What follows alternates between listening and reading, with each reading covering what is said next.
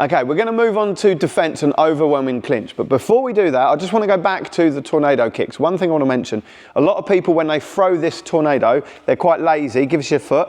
When it comes round, they won't do what Callum's just done, a proper roundhouse kick. When they do it that way, and they land their tornado kick, what I would call side on with the side of their foot. So as they're coming round, this part is hitting. The problem is, if you do that, first of all, it's not a roundhouse kick, it's a crescent kick.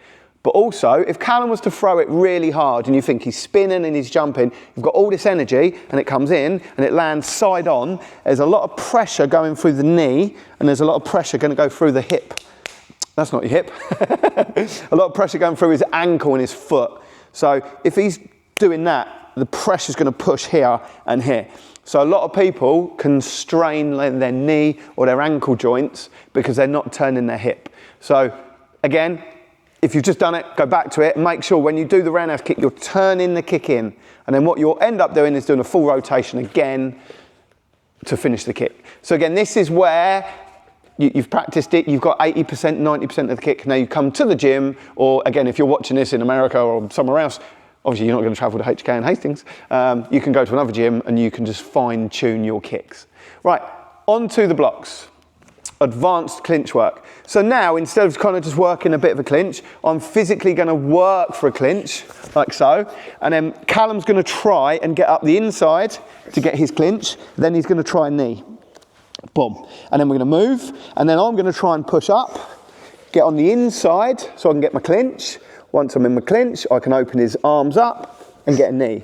Because if Callum is on the outside and he tries to get a knee, my arms are on the inside. So it's much easier for me to clinch and block a little bit, and he can't control me. So Callum's going to push up, 1, 2, and then he's got me nice and wide. He can open my rib cages up, and then he can smash his knees in.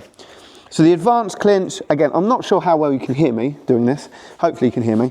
I'm going to work up, get my clinch, knee, creating space. Callum's going to work up, pushing a knee, 1, 2. Again, be careful with these knees. It doesn't take much of a shot to crack a rib. Boom, okay? You can practice your fronts, you can practice your sides. That was a lazy side. Boom, like so. Again, even on the outside, I can still do it. You have more power, more pressure. Callum's on the inside, so I want to work up. I can open him up more. Boom, like so, okay? Now, once you've got the hang of this, then you can start working it as a drill. So even this as a drill, so if me and Callum work a little bit harder, Callum's going to work for the inside. I'm going to try and stop him from doing it. Boom. I'm going to try and push.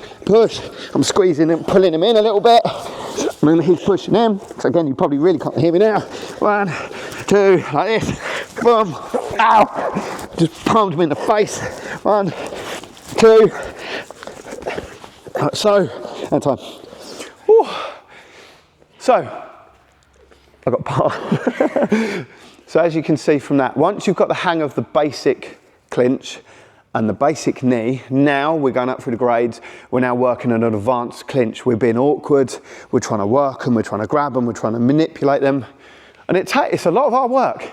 We're not punching, we're not kicking. We're just effectively wrestling a little bit, standing up. And it's quite hard work. So this is a good drill to practice your fitness as well. And again, if someone's grabbing you, again, in K1, you're not going to be doing this. You might do one and knee, and then that's about it. Thai boxing, clinch knee, clinch knee, clinch knee.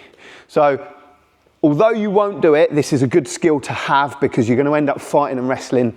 And again, if the ref isn't jumping in, you need to know how to work this rather than going, ref, he keeps grabbing me.